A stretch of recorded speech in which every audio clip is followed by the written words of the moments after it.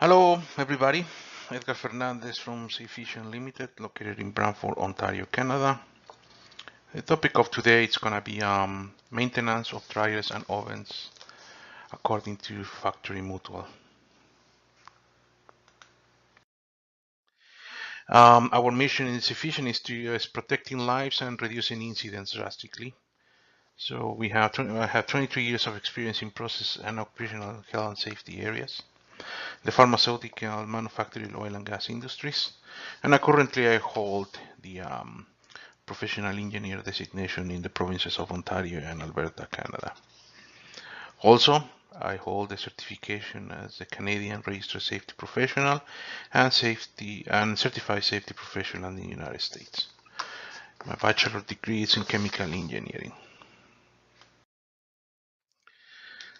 So the factory mutual designs or generates technical data sheets of different topics in safety engineering to prevent explosions and fires. And normally, myself, I like to consult these technical data sheets because they are above of what an FPA or the local regulations are stipulate or require in certain areas, such as dryers and ovens. Normally, they go a little bit further, and it's good to know what they require. So for industrial ovens and dryers, it's the technical data sheets is 6-9. And I want to talk about something that is very important to prevent these type of outcomes, that is the operation and maintenance.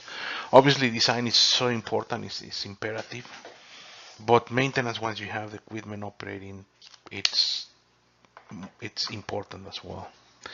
And we need to have the right maintenance programs for this type of industrial equipment. So what they require, well, what they suggest, because this is a standard that is not mandatory, but like I said, it's good to know the content of these data sheets. Well, they require, as any NFPA standard or any local regulation, federal regulation, is that you need to inspect and test safety controls at least annually in accordance with the manufacturing instructions. And this is something that it's sometimes is overlooked by companies. It's the manufacturing instructions.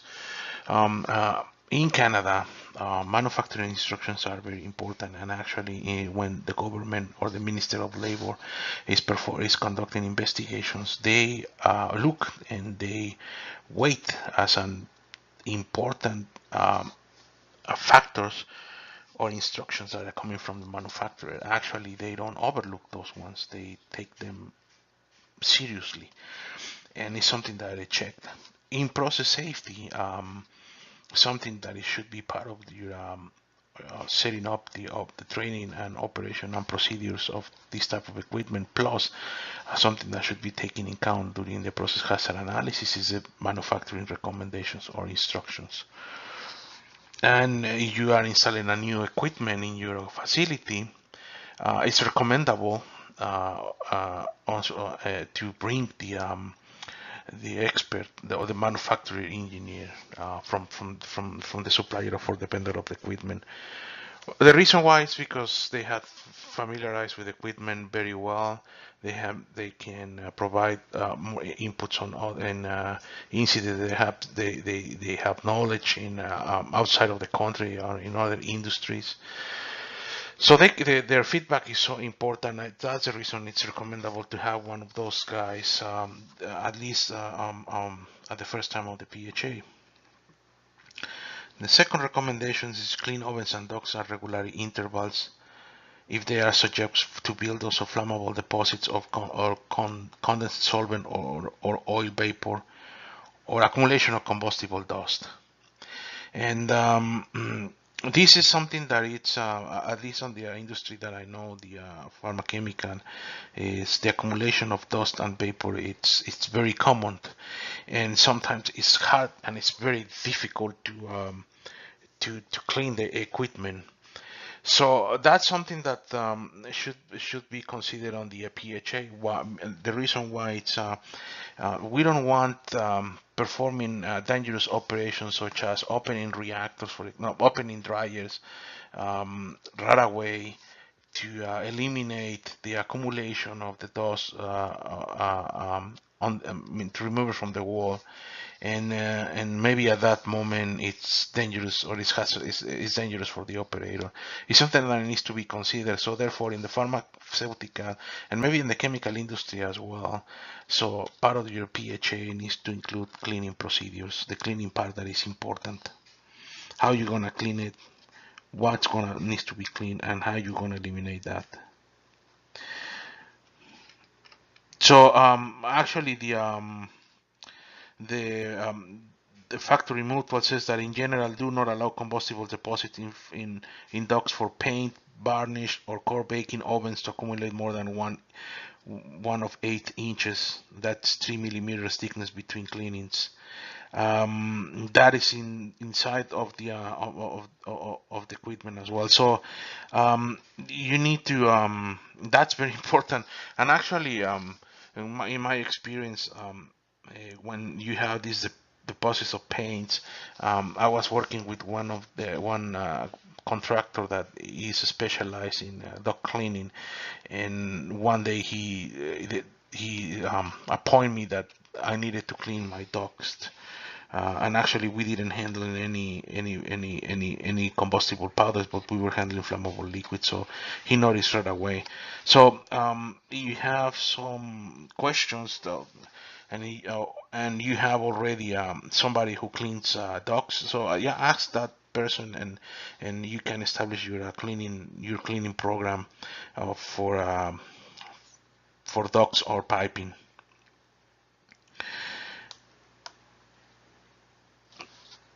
So the rate at which the deposit builds varies considerably, and with the different ovens and processes. So on a specific schedule can cover all ovens. So like I said, like this, like the safety data sheet says, at least it's once a year. Normally, we were doing that twice a year in processes that we had combustible powders. So if the regulation or this data sheet recommends to do it once a year, go a little bit further, far beyond on that, and they do it twice a year. And actually, something that it's that the insurance company checked that time was the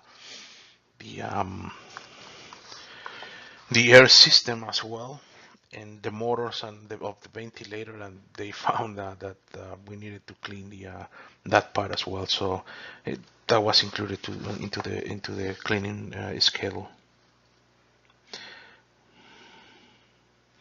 So clean something that is very interesting from factory mutual, and I think is a good idea. It's clean new ovens on a weekly basis. And the reason why they say this is because now you're gonna get experience on this new oven operation.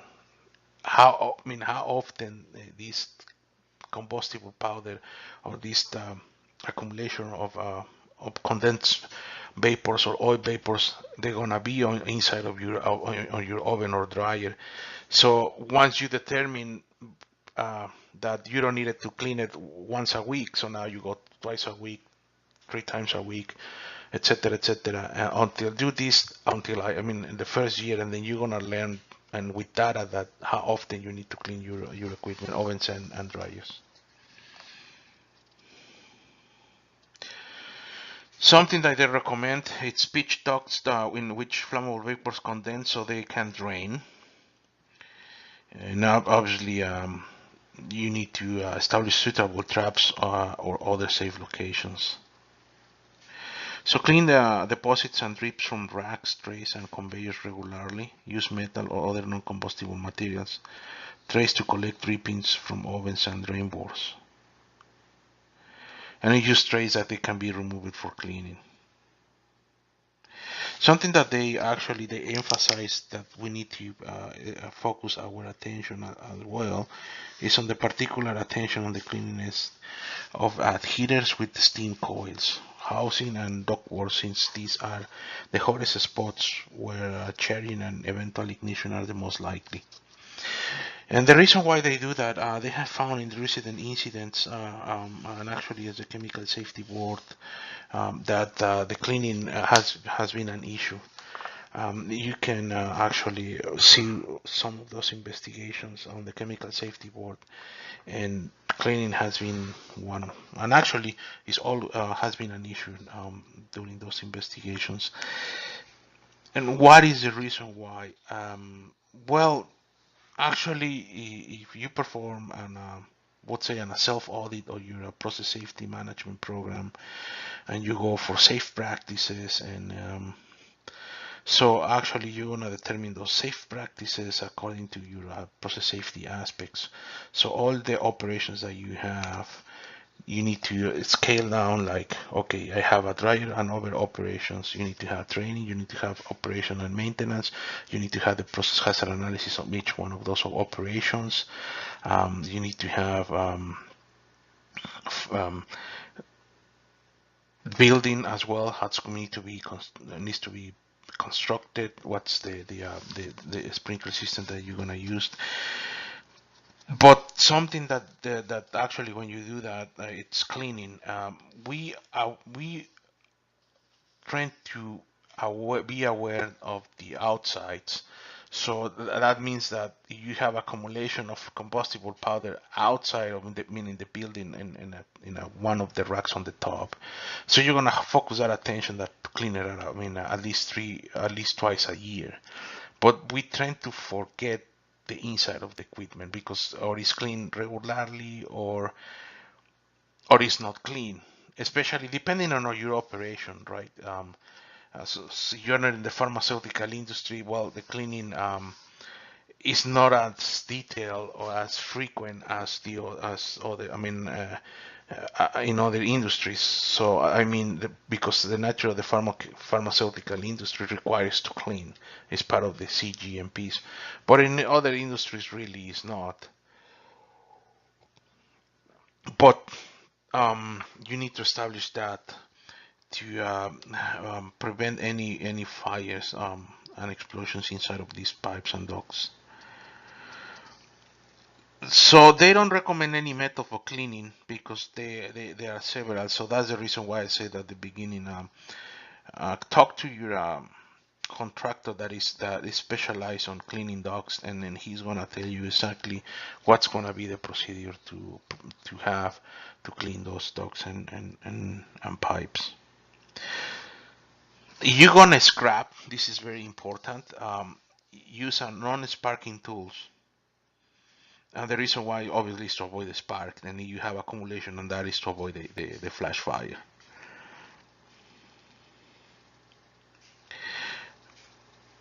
Something that they recommend also when there is something is hard, that you have hard deposits, they recommend to melt it with the steam or dismantle the ducts and scrap them.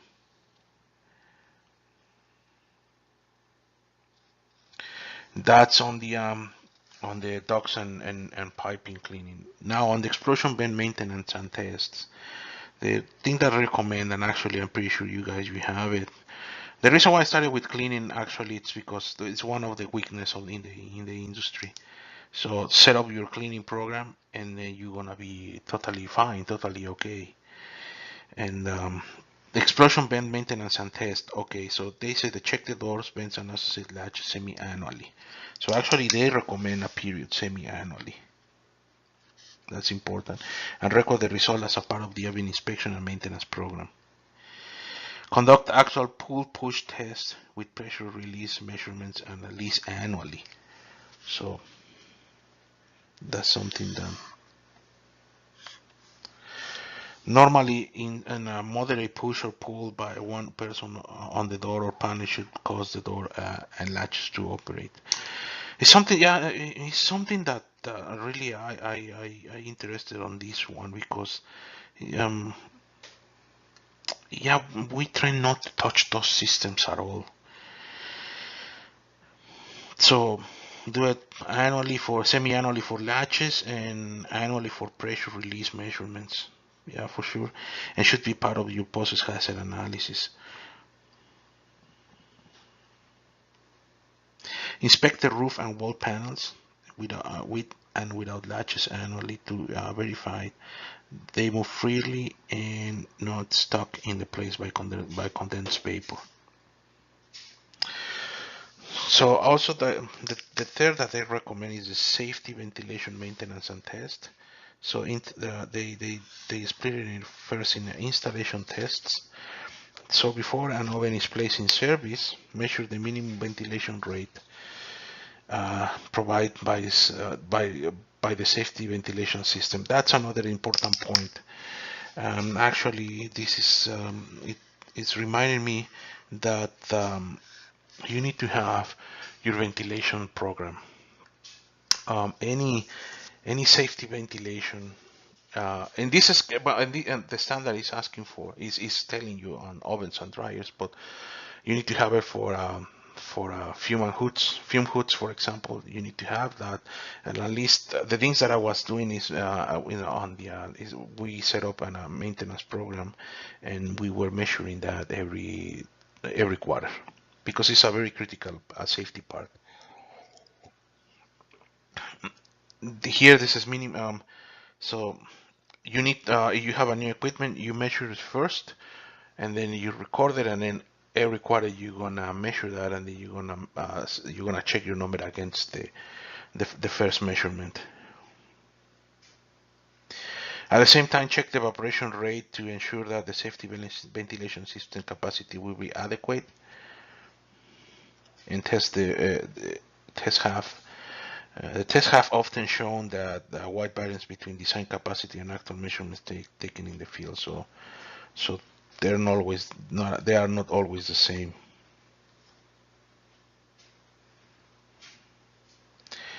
Also, that they recommend that measure the ventilation rate before making any process changes to see how this measurement is going to be affected.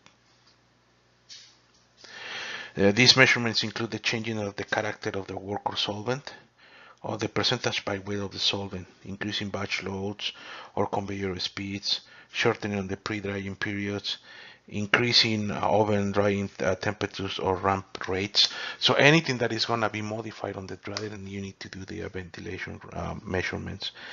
And how can you can do that? Well, people that or companies that are under the PSM program, obviously you have the management of change and the pre-start safety review. So all these aspects on all these questions, they need to come up during that process.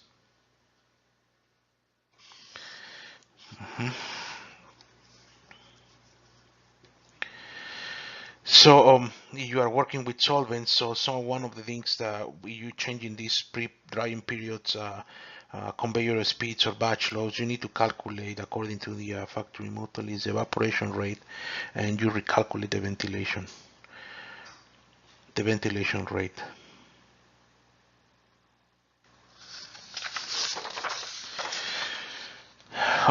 Also, they said you are introducing special hazards when ovens are connected to the solvent recovery or fume incineration system, so make frequent checks of the safety ventilation adequacy, include determination of the evaporation rate and airflow as well.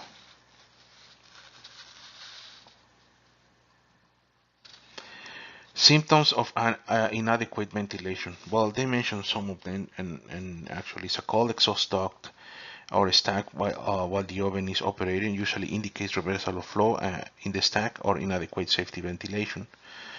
So the second sign or symptom is evidence of negative pressure in the oven room with respect to adjoining rooms or outdoors when the door of the oven is opened.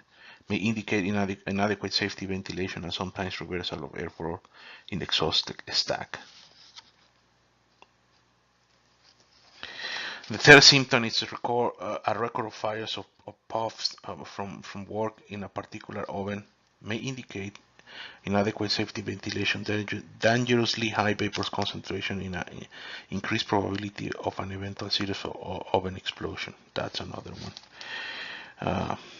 a record of leaving the oven with paint incompletely dried is an indication on inadequate safety ventilation. Heavy deposits of condensed paint vapor at the exhaust stack outlet may indicate that the interior fouling has dangerously reduced the safety ventilation flow.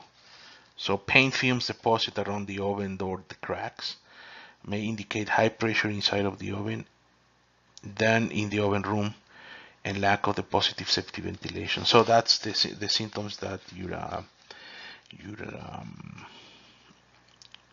ventilation is inadequate. And this actually you can put these symptoms as part of your checklist during your inspections, and see you have signs of each of these ones. So recommendations for burn outs and fires in indirect air heaters. So if the heat exchange is indirect, has fire or oil fire, air heaters can be seriously damaged by burnouts or fire from carbon or soot deposits. Take the following precautions. Okay, so they say that maintain burner mixers adjustments to provide to complete the combustion. Do not permit flame impingement on the heat exchanger tubes. So this is something that you need to check as well. Follow a rigid cleaning schedule to prevent accumulation of the soot or carbon. Something also, the number 3 recommendation is keep the heater and oven fans running after burners are shut down to prevent abnormal temperature build up in the heat exchanger from reducible heat and the combustion chamber. So that all of these, they should be part of your procedure as well.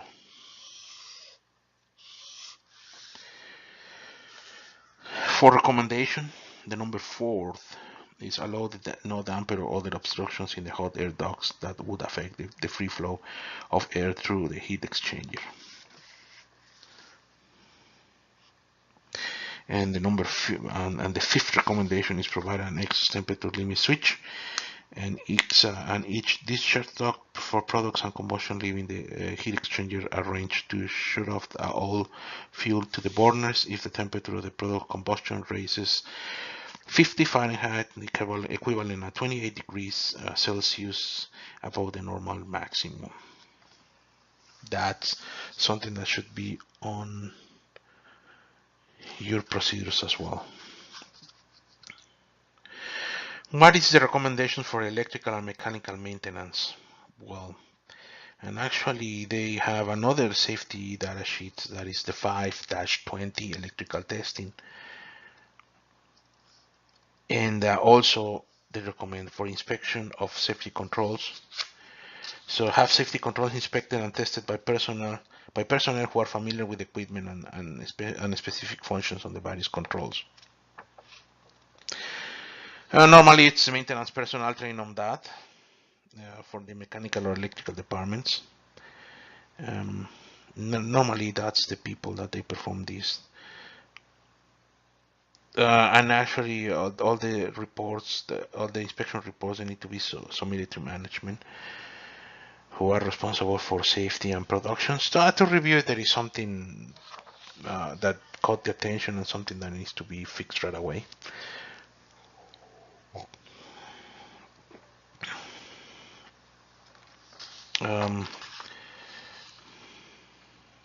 In many cases, you can conduct these tests during non-operation periods. Normally, some companies, they dedicate 1 day to do this type of testings of maintenance, the weekly maintenance.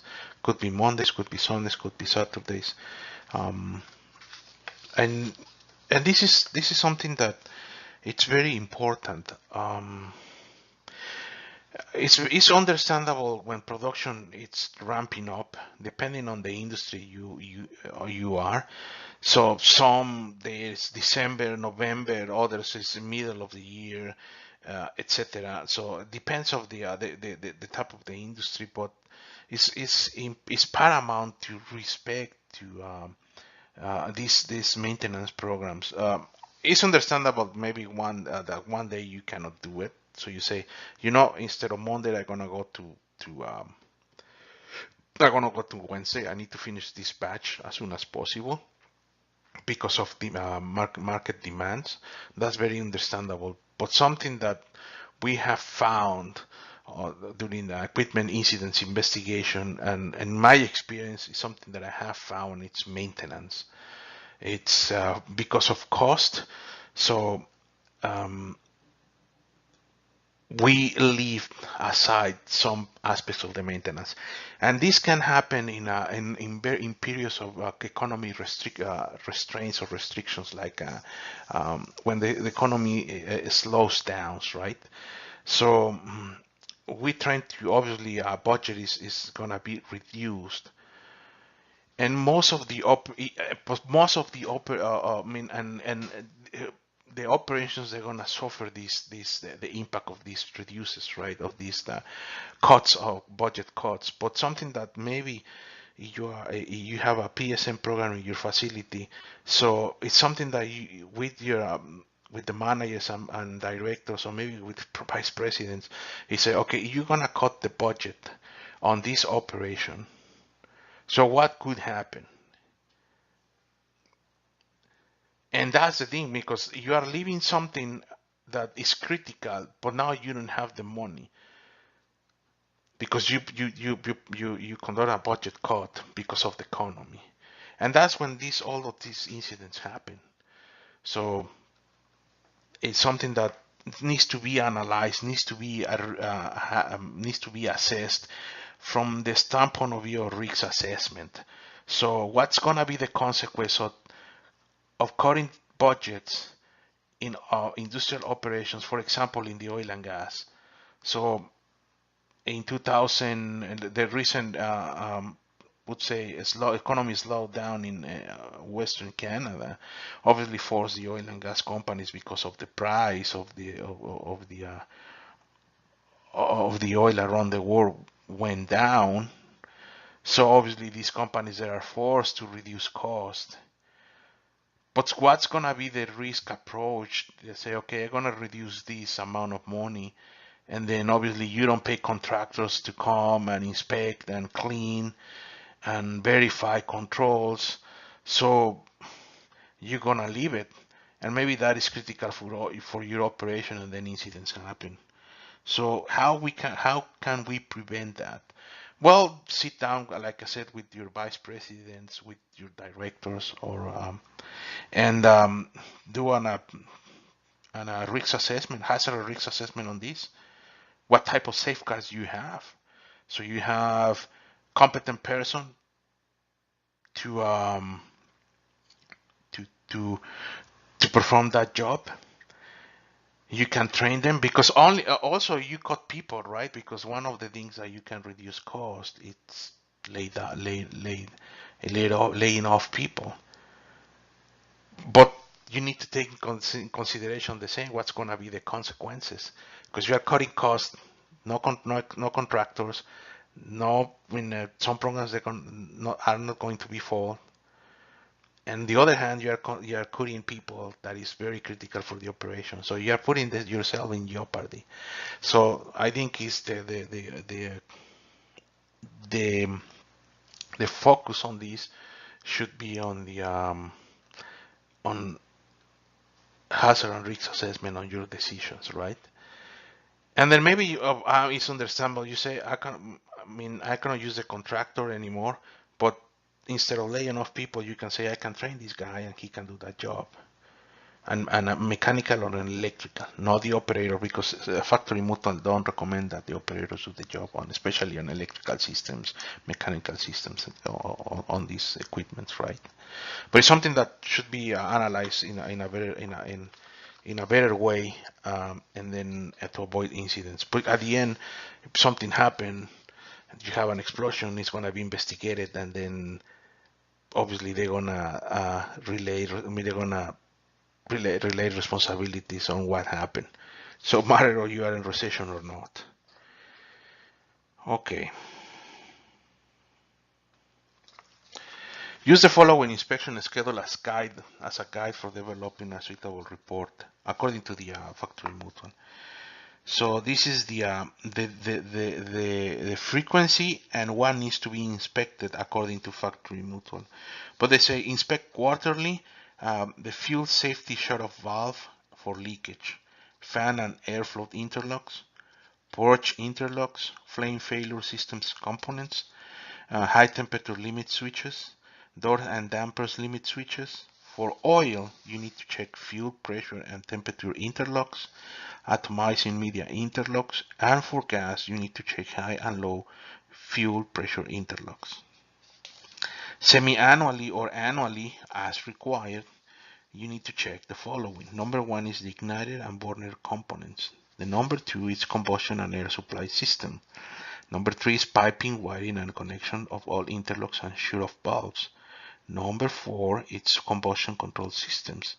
Number five is calibration of indication and recording instruments.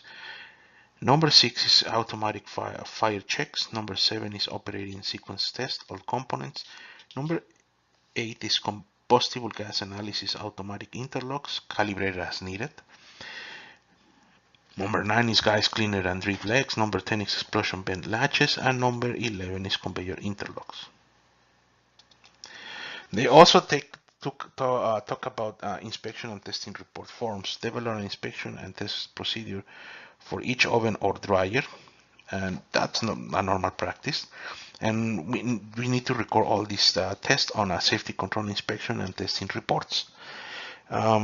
Especially, this is something that is important for also for companies that are on there. They are not on there. They are in PSM as well. But our companies that are on their ISO 9001. That now talking with a colleague, Raymond Lacqua. He's a linking connection. He's an expert on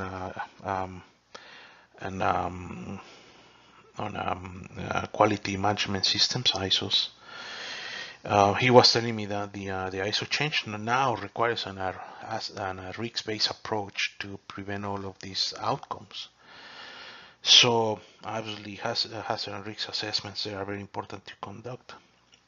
Now, in my experience, how you can set up all of these things, because maybe it looks that we need to have too much, and also it could be hard to remember. It's easy. Companies, they are on their SIP. This is the beauty of the SIP. But first, use that any tool that you have to track maintenance, not only SIP. So you wanna set up all these programs on your maintenance system. So you don't need to remember as a process safety engineer or as a manufacturing engineer or a process engineer what type of inspections they need to be done, or managers set up on those systems, including the inspections, because sometimes the inspections are visual. So include those ones as well. Ventilation measurements, include those ones on the maintenance your maintenance system, and that is gonna remind you when it needs to be done. You record it according to the procedure, and then you emit a report, and then you communicate those issues to the management to tackle those issues as soon as possible.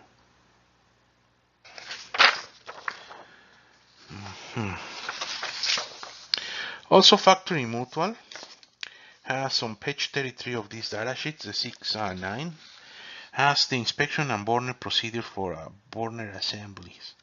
So they have all the things that you need to inspect monthly, semi-annual, and semi-annual in the sequence test, the sequence of the test, semi-annual test of temperature limit switches. So that's they have something that you need to at least look at it, and then maybe it's gonna. I'm sure that it's gonna help you a lot. What needs to be inspected.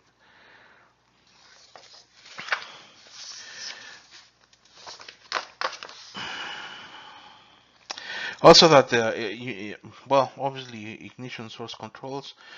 Another safe practice that you need to set up is a hot work permits. It's something that you need to set up as a practice. So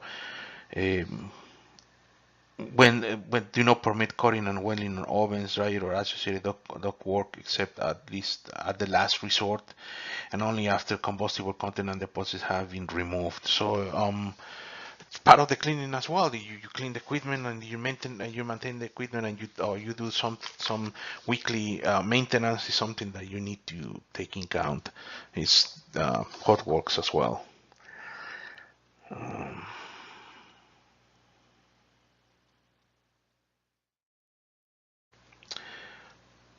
Something actually that's op that's on the operation and maintenance of the equipment.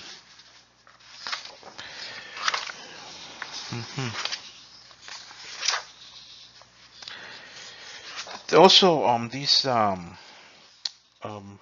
it's very this data sheet is very extensive, but it's very good because also they have examples of calculations of how you can calculate ventilation rates, how you can calculate uh, powder cooling ovens, for example, how you can calculate ventilation volumes, all that. So it's very helpful to get familiarized with this technical data sheet of the from Factory Mutual, and they call FM Global Property Loss Prevention data sheets actually, and then actually you can get it for free, or you need. Well, I'm subscribed, so I get it for free.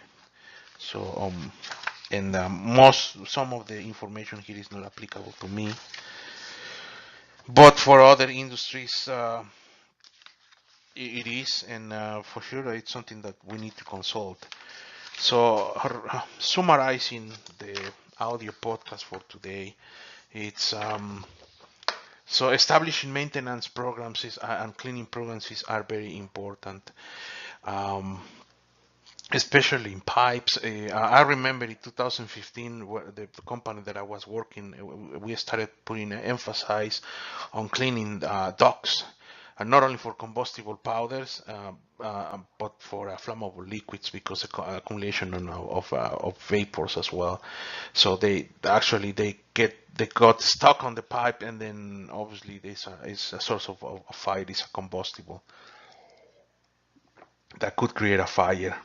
And what how we started how did how what sorry what we do what did we do it's well, I used the we used the current contractor that he was cleaning our docks in on the combustible powder area, that and because he had, and actually he appointed to me in the facility that I was working on, that we needed to clean, and he has all the tools, and he recommended the cycles and the frequencies to do that cleaning. He had the equipment as well, and the right training to do that job. And but it's something that, yeah, and actually it's something that I like from these data sheets, and I think the NFPA 30 for and the NFPA 30 NFPA 86 mentions something about it. Obviously 654 absolutely is I mean they have an section that mention all cleaning, but um, for solvents is something that the industry is start putting attention on this, because could be a source of ignition, and actually you can have a fire after. Thank you very much. Hopefully this audio podcast helps you to um, to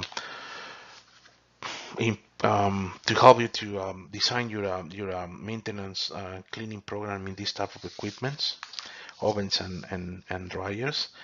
And like I said on one of my videos, there had been some explosions regarding on this equipment in different industries, such as the pharmaceutical, chemical, food industry, the wood industry as well, the agricultural as well. So it's something that obviously we need to look at it.